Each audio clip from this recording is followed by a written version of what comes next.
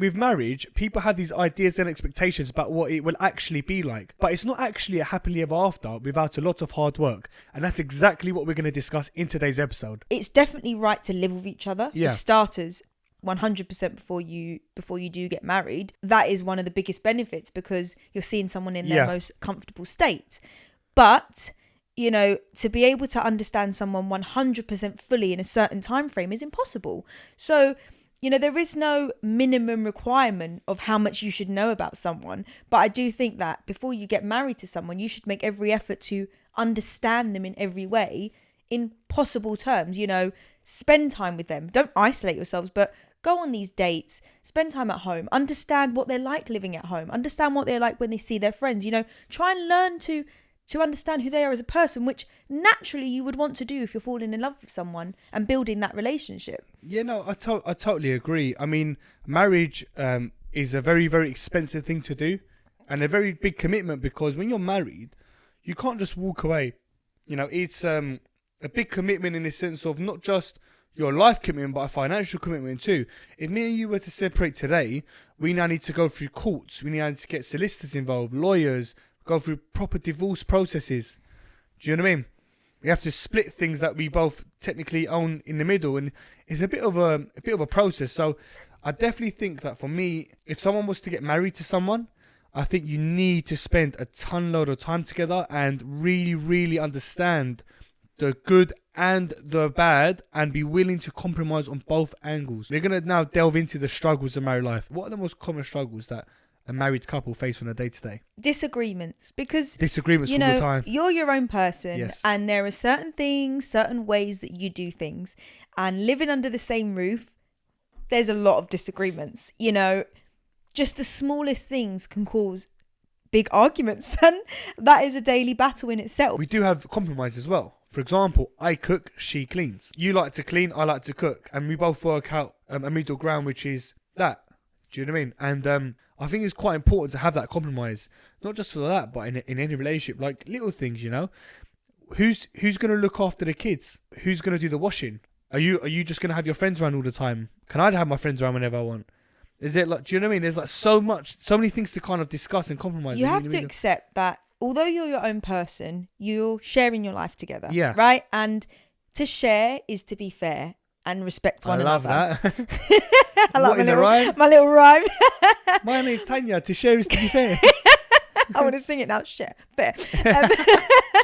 You know, if you're not willing to share, you're just going to create more conflict with each other. And there's going to be that imbalance that's causing these big arguments and these big disagreements. So like George said, you know, if we just have these agreements and these compromises, i.e. you cook, I clean, you know, that's sharing the load in an agreed manner. You know, definitely. That's knowing that if you don't clean up after yourself, I know that's my role that I've agreed to take on, and when I'm hungry and want some food, that's your role. So it's a happy medium. And don't get me wrong, even with agreements, you know, there is still conflict on a daily basis. 100%. And you know, we're always going to have those little arguments and natters, but the fundamentals around it is that we've made an agreement, and you know, it only has to go so deep. These little natters, these little arguments, these little, you know, moans only go to a shallow level because of these fundamental agreements. One of the biggest things I'd say in married life that I think, if I had to guess a statistic for this, I'd probably say 60 to 80% of married couples get too complacent. If I was to take a wild punt, I'm gonna check this out further after this podcast, but I'd probably say 60 to 80% of the population get too complacent in a marriage. What advice would you give to someone to not be too complacent? Because being complacent is for me a recipe for disaster. Like we've touched up on a previous episode, right? Anything that you want to work in life, i.e. a business, a relationship, anything, requires effort. And if you stop making effort, like you said, it's a recipe for disaster. You can't run a business and only give 10% effort and expect it to last forever or be successful. Yeah. And the same works with a relationship. And I think people forget that because, you know, when you fall in love with someone, it almost does at times feel easy to love them. You know, on the good days, it feels easy. And because of those easy times, you forget that you know, there are bad times and you need to make effort to minimize those bad times or work through them. And once you lose the effort, you lose the excitement. And it's a sad thing, because if you're not enjoying the relationship you're in and you're not wanting to make that effort, because effort's not a bad thing. Let's not get that wrong here. You know, like I said, with the business, you're going to put 100% effort in, not because you're forced to, because you're passionate about something that you want to work. And you should have that same love and passion for your relationship. So if you lose it, it's only just going to get worse. And it's so important to just not lose that momentum and that effort. People get too complacent when the honeymoon stage finishes. They're out of the honeymoon stage. Now all of a sudden they're back to reality. The honeymoon stage is a thing of the past. They're working, got the kids, you've got the work life, you've got everything's going on all in one time.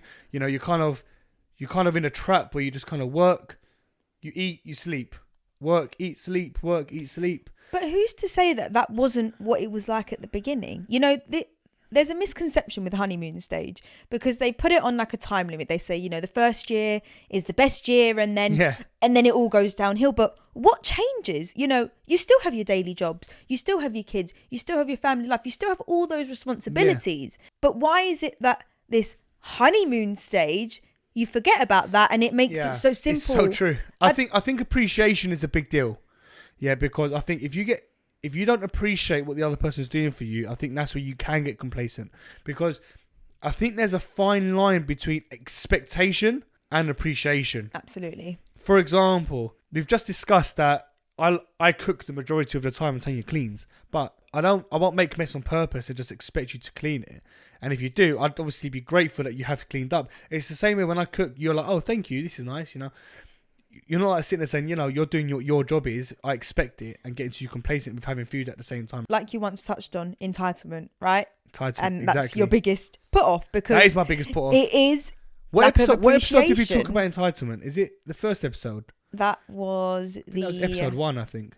It was, absolutely, yeah. Yeah, if you haven't seen episode 1, or you want to check out all of our other episodes, we do have a playlist on our YouTube channel. Or if you're listening to this when you're on the move, just check out the episodes that we got down there. But episode 1, we do talk about entitlement, arrogance, and we go quite deep into the first episode, don't we? So it's one that you might want to check out. It all comes into one, right? Lack of appreciation leads to lack of respect. It leads to drifting, leads to arguments, and leads to a downhill roll. And it's just the simple things that you can fix at the beginning stages of these. I wouldn't even call them problems at that point. Yes. But just the beginning stages of that you can fix. You know, don't forget to appreciate one another, even for the smallest of things. 100%. And also, in the opposite to that, you should want to do things for your partner. Yeah, because, you know, to be there for someone, just like your friends. And when you give someone a present, right? You get this sense of excitement and happiness in yourself because you're doing something for someone you've loved. You've put a smile on their face and it warms your heart. Same with a relationship. You should want to do anything for them. Definitely. And it makes you happy as much as it makes them happy, you know.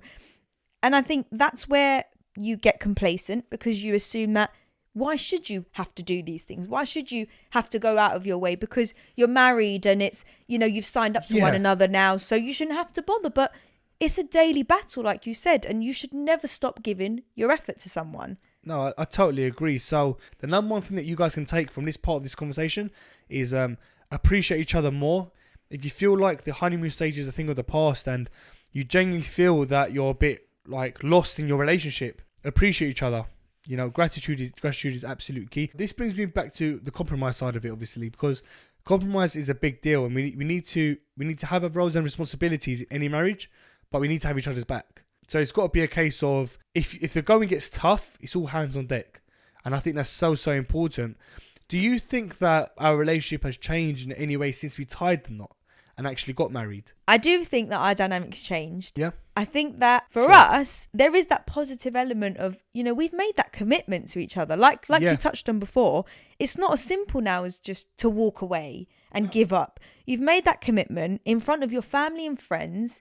You know, you've worked hard together as a team to pay for this expensive day. You know, you've created something magical from the start. Because you've made that big commitment, for us, I felt we just became slightly closer. It's not that we knew each other more or Yeah. learned different things about one another, but it was just that feeling of commitment that we've made to each other.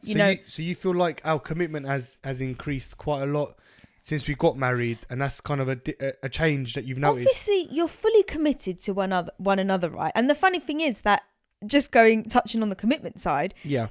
the ideology of hens and stags, right, is that Yeah. they'll say, my last night of freedom. But you're not free in marriage. Like in a relationship, you are still committed to one another. Yeah. And marriage doesn't make that commitment different. It's essential to think, although you feel more committed, it is only just a feeling. It's not a physical change because you were not more committed than you should have been the day before when you were in a long-term relationship. I think if I'm all in, I think you have to be married to be all in. If two people were in agreement that they didn't want to get married, what's the difference between that and, let's say, one wanting to get married and one not? Why are they not 100% committed equally? I'd say if you're not going to be married and you're just going to be boyfriend, girlfriend, whether it's mutual or not, that's fine. But at that point, the fact that you can both just walk away with no strings attached, you can't have 100% commitment there. But then again, right? I don't think so. But then strings will attach naturally as you progress in life. Let's say you forget the marriage string.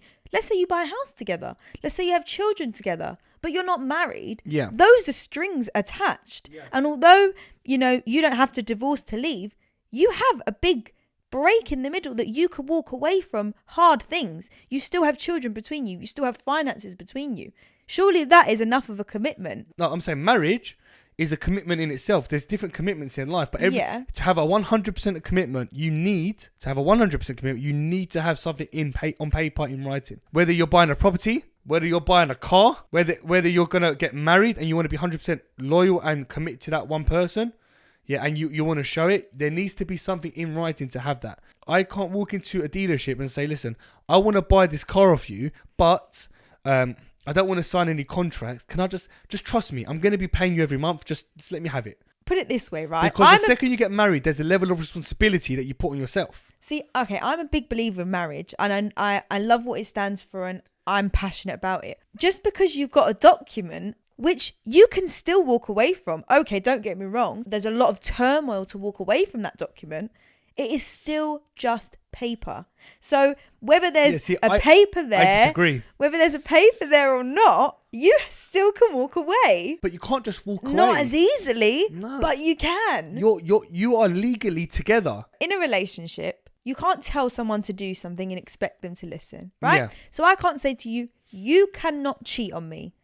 I can say, cheat on me and we're over. There's an expectation and a respect because you could do what you want, but you choose not to because you love me and want to be with me. Is it not more appreciative that someone chooses to have that commitment with you without having the proof? They're choosing to show you that level of commitment with marriage without having a document to say that. A contract in place between two parties concretes the commitment that they've made to one another. You can't go and buy a car without signing a contract. There's a reason for that.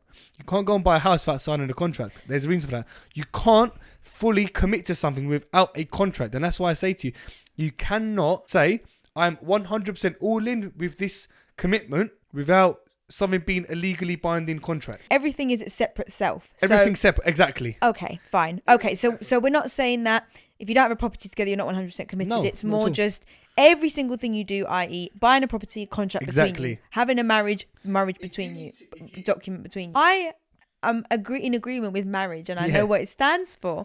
But I think my argument is that I also believe in the couples that don't want to get married and have that agreement that they just... Maybe, like you said before, and we touched on, they either got divorced before or they come from a family of divorces, and it just doesn't make them comfortable. Don't get me wrong. Listen, you don't have to be married, and like I said earlier, if it's mutual, then that's fine. But you're not 100% committed in that situation. Don't get me wrong. I'm not saying that you're going to cheat. I'm not saying you're going to choose to do something wrong or choose to be unfaithful in any way. But in the eyes of your relationship, if someone didn't know you, two people that weren't married 20 years together, they would not say they are 100% in a committed relationship. Okay, so what about that married couple that, are apparently 100% committed to each other because they signed a document, but one of them's having an affair? Where's the full 100% commitment? I'm not denying that contracts can be broken. Don't deny that. We're not talking about the end product. We're talking about when you want to go into something 100%, you need to sign a contract because it concretes a level of responsibility on both sides that without that contract, you're free to walk away with a lot more ease. But when you have a contract in place, you say to yourself, all right, now I want to walk away from you, Tanya, today. There's a lot more that I need to do and get involved with. We need to get the law involved for us to separate. So just to summarize, we're not saying here that by being married, you're 100% committed. But what we're saying, or what you're saying and implying, is that having these documents, these agreements, shows the intent at that time to be 100% You're going committed. all in. Before you enter any deal, know what you're in for. So let's just say that now you've made up your mind on whether or not married life is for you. There are still core fundamentals in every relationship that we talk about in this video. And if you miss any of those, it could lead to a downhill spiral and even cheating. Ooh. We'll see you in this video.